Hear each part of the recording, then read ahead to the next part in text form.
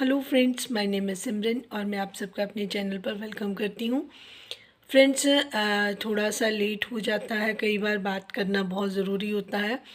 कल मैंने जब एक वीडियो देखी थी, इनफैक्ट किसी का व्लॉग देखा, तो उसमें मुझे बहुत ही हैरानी हुई जो बात मैंने सुनी। फिर मैं कल, ये दिन की बात है और शाम को जब लाइव आई दीप्ति जी, तो मैंने उनको बोला भी कि आप इस चीज़ को आपने नोटिस किया या देखा, तो उन्होंने कहा नहीं। तो मे बी आज वो अपनी लाइफ में डिस्कस करें उस चीज़ को। बट उस के लिए मैं अपनी तरफ से यही बोलना चाहूँगी कि देखिए, एक तो आप चीज़ों को गलत प्रेजेंट कर रहे हैं, और ये नहीं है कि किसी को कोई अज्यूम कर रहा है या किसी को डाउट है। जो चीज़ें हैं वो क्लियर हैं। बहुत सारे लोगों ने बहुत सारी चीज़ें अपनी आंखों से कुछ महीनों से नोटिस की हैं, जो लोगों को आपके आंखों में नज़र आ जाता है, और किसी को ऑथेंटिकनेस होती है, तब जाकर कोई स्टेटमेंट आपको देता है। अगर किसी ने आपके बारे में अपनी लाइफ में ये बात बोली है कि ये चीज़ जो हो रही है वो गलत हो रही है, तो क्या आप उनको उनके ऊपर ही इल्ज़ाम लगाना शुरू कर देंगे कि जी उनका भी चैनल है, उनको भी बाइट चाहिए, उनको भी कोई बात चाहिए करने के लिए, तो कर लें, वो मेरे करेक्ट। मतलब आप इसको इतना कैजुअल और इतना फ्री ले रही हैं, क्योंकि आपको पता है कि सामने वाला गलत नहीं है, और आप रिएक्ट इस तरीके से करना चाह रही हैं जैसे कि ये नॉर्मल चीज़ें हैं। सब लोग इसी दुनिया में रहते हैं, यहाँ का सब कुछ दुनिया नोटिस करती है, लोगों के बिहेवियर नोटिस करते हैं लोग। और आपका जो कुछ ज़रूरत से ज़्यादा आपका लोगों के बीच इन्वॉल्व होना है, वो लोगों को कुछ अच्छा नहीं लगता, क्योंकि पहले ही जो चीज़ें कुछ महीनों से लोगों ने देखी हैं, वो इतनी ज़्यादा डाइजेस्ट होने वाली नहीं है लोगों को अब। तो लोग चाहते नहीं हैं कि दोबारा वो चीज़ें, वो सीन फिर से क्रिएट हो। लेकिन डे वन से हम चीज़ें नोटिस कर रहे थे, हमने बात बोली भी, लेकिन आप पर कोई असर होता नज़र नहीं आता था। फिर बार बार लोगों ने आपको कमेंट्स में भी आपको इन चीज़ों के बारे में बोला, तब भी आपने इस चीज़ को बहुत लाइटली लिया, और आपको लगा कि अब चीज़ें जब आपकी तरफ से भी काफ़ी आगे बढ़ी हैं, तब भी लोग उसके ऊपर बात ना करें, लोग उसको उसके ऊपर चुप रहें। तो फिर मैंने तो यही सोचा कि जैसे आपको ये लग रहा है कि उल्टा चोर कोतवाल को डांटे, कि मेरे पे कोई बात करे, मैं अगले के ऊपर ही बात करना शुरू कर दूं। बट जो चीज़ें हैं वो वही हैं जिसमें आप गिल्टी हो, आप ही गिल्टी हो। आप आपकी जो गलत चीज़ें हैं वो दूसरे के ऊपर नहीं थोपी जा सकती। आप अपनी चीज़ों को दूसरों पे इम्पोज करने की कोशिश बिल्कुल भी ना करें, जो किसी को अच्छा नहीं लगता। आपका एटीट्यूड बता रहा है कि आपके मन में क्या चल रहा है, आप किस चीज़ को किस नज़रिए से आगे लेके जा रही हैं। अगर आप पर इतने सारे लोग इल्ज़ाम लगा रहे हैं, तो आपको अपने बिहेवियर को भी एक बार ऑब्ज़र्व करना चाहिए कि कहाँ पर मैं क्या कर रही हूँ, ठीक है ना। तो हर बार किसी और का नाम नहीं आ रहा, आप ही का क्यों आ रहा है, इसके बारे में भी आप ज़रूर सोचें। क्योंकि देखिए, जो नेहा थी वो आपसे बहुत डिफरेंट नेचर की थी। वो उतनी मतलब कहते हैं ना चालाक, या फिर नहीं थी जो चीज़ों को उस तरीके से। आपके साथ चीज़ें डिफरेंट हैं।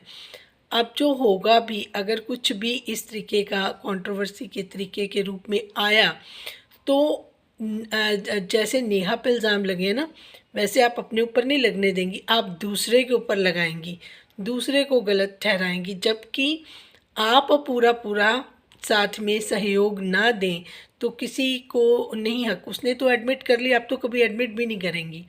तो ये चीज़ें भी साथ में साथ है, क्योंकि आपकी पर्सनैलिटी डिफरेंट है, आप उतने सीधे लोगों में से नहीं आती हैं। तो इसलिए आपको फिर से ये समझाया गया कि आप इस चीज़ के ऊपर ध्यान दें और अपने आप को अलग करें इस चीज़ से। आप बार बार फिर उन चीज़ों में घुसती हैं, अपने आप को ज़्यादा सुपीरियर दिखाने की कोशिश करती हैं। आपको जो दूसरी एक लेडी आई हैं, उन्होंने भी आपका जैसे नेहा के बारे में लोगों ने गाइड किया था ना, तो फिर लोगों ने गाइड करना शुरू भी कर दिया होगा कि आपसे थोड़ा सा बच के रहने की ज़रूरत है। लेकिन आपको समझ नहीं आ रहा था। मैं थोड़ा डायरेक्टली इतना बात नहीं करती, लेकिन मैंने बहुत 2 महीने पहले बहुत सारी चीज़ें नोटिस की थी। जब आप उज्जैन में जा रहे थे, उज्जैन से वापस आ रहे थे, और फिर वो गाड़ी या वैन में आपके साथ बैठे थे मिस्टर, तो वो भी ऑब्जेक्शनेबल था। आपके हस्बैंड दूसरे से, चाहे वो कितने भी आपके अच्छे टर्म्स हों, कितने भी आप गुड फ्रेंड्स हों, लेकिन जो चीज़ें मर्यादा में रहकर अच्छी लगती हैं, किसी के साथ इतना ओपनली हम अगर बिहेवियर रखते हैं तो ऑब्वियसली सी बात है कि गलतियां होने के चांसेस ज़्यादा रहते हैं। लोगों को मौका ही क्यों देना? आप क्यों चाहते हो कि लोग आपके बारे में इस तरीके से बात करें? फिर अपने आप को या आप अपने करेक्टर सर्टिफिकेट खुद लेकर अपने हाथ में बैठो, उस तरीके की नौबत आनी ही नहीं चाहिए। तो मुझे बहुत बुरा लग रहा था। मैं उन जितने भी तमाम आपके साथ लोग थे, उनको भी नज़र आया होगा। लेकिन वही है ना कि चीज़ें जिस टाइम पे ग्रो हो रही होती हैं, तब कोई नहीं देखता कि इसके रूट्स को भी कमज़ोर किया जाए। जब चीज़ें बहुत ज़्यादा बढ़ जाती हैं, आग की तरह भड़क जाता है सब कुछ, फिर उसके बाद सबको लगता है कि हाँ फ़लाना गलत था, फ़लाँ ने हमारे साथ ऐसे किया, फ़लाँ ने फंसाया, फ़लाँ ने किया। पहले आंखें क्यों नहीं खुलती? क्या वो वहाँ पर सब लोग तब नहीं होते? कोई भी आपको अलग से नहीं मिलने जाता, सब लोग, आपकी फैमिली भी साथ होती है, सब कुछ होता है। उसके बावजूद ऐसी चीज़ें कैसे हो जाती हैं आपके घरों में, मुझे ये समझ में नहीं आता। चीज़ों को समझना और इस तरीके के गलत मैसेज जो आपके चैनल्स के राही लोगों को देखते हैं, आप दिखाते हो या नहीं दिखाते या जानबूझ के करते हो, उसका नहीं पता, लेकिन लोगों की जजमेंट होती है। तो आप दूसरों को कैसे ब्लेम कर सकते हैं कि हाँ जी मेरे बारे में ऐसे बात कर दी या वैसे बात कर दी? जो बात अगर गलत होती तो आप बोलते कि हाँ गलत इस तरीके से हुई है बात, लेकिन आपको पता है और आप बड़ी मतलब ढिठाई से इसको एडमिट करें, हाँ हाँ ये बात है, ऐसे है, मैं ऐसे हूँ, तो मतलब आप का कोई स्टैंड नहीं है। आप अपनी इमेज के लिए कोई कॉन्शियसनेस नहीं है आपके अंदर है। आपको नहीं लगता कि आप एक मदर भी हैं, एक वाइफ भी हैं, एक फैमिली की बहू भी होंगी, किसी की बेटी भी होंगी, किसी की बहन भी होंगी, आपको किसी चीज़ का कोई फ़र्क नहीं पड़ता। तो ऐसा नहीं है कि आपसे जो मनीषा है वो नज़रें नहीं उस तरीके से मिला रही हैं आप उनके साथ, वो आपको उस तरीके से देख नहीं रही। आप दोनों के बिहेवियर में, आप दोनों की प्रेजेंस में वो चीज़ें समझ आ जाती हैं कि कहीं पर वो चीज़ें ट्रस्टवर्थी नहीं हैं। आपके ऊपर वो कोई ट्रस्ट नहीं कर पाएगा, ये चीज़ें सबको, क्योंकि पहले भी मनीषा को लोगों ने समझाया, पहले वो समझी नहीं, चीज़ें बहुत बिगड़ी। उसके बाद उन्होंने कहा कि जी मुझे अब अकल आ गई है।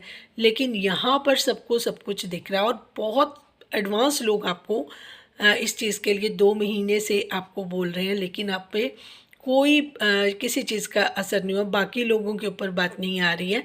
अगर आपको लोग बार बार अलर्ट कर रहे हैं, बार बार आपको किसी चीज़ के लिए रोक रहे हैं, तो आपको थोड़ा-सा उन चीज़ों पर ध्यान देना चाहिए।